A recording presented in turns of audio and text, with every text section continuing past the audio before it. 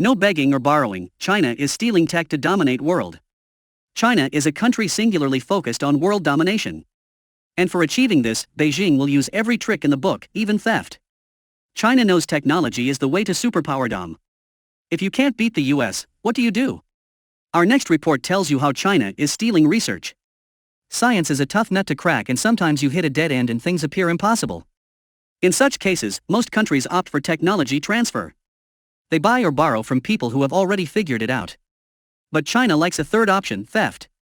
Research is a key arena of the US-China Cold War. China is pumping huge money into research, but the US is still ahead by quite a distance. So Beijing is deploying espionage to gain the tech edge. More than 500 US-funded scientists are feared compromised, and in most cases, a fixed pattern has been found. The scientists get money from China, and they hide this from the US government. Then these scientists apply for American grants, but are basically on Beijing's payroll. They are researching in the US and also using its money.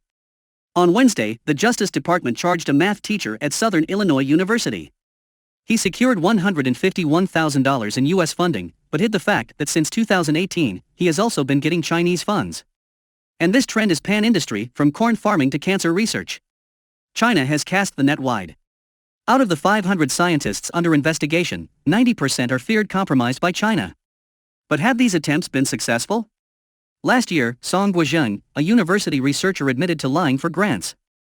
He secured $4.1 million from the US, but these funds were used to enhance Chinese expertise in rheumatology and immunology. In 2020, China's tech theft intensified, and it actively targeted America's vaccine research. Hackers linked to Beijing tried to harvest data from Moderna. 2 Chinese nationals were charged by the Justice Department. America's global recruitment programs are an easy way in for China. They are sponsored by the government, and there is very little scrutiny, because Washington doesn't want to drive away talent. In the process, American intellectual properties are left exposed. As many as 73% of graduate engineering students are foreign-born in America. 28% of science and engineering faculty is from abroad across the country. Coupled with President Joe Biden's competition, not conflict approach, this is daylight robbery of valuable tech. When China is fighting a multi-front war while PLA warships sail the Indo-Pacific, its hackers are busy infiltrating American research. It is a classic battle strategy to strike at the enemy's blind spot. If the US doesn't tighten scrutiny and cybersecurity, the much-hyped tech edge could be flattened.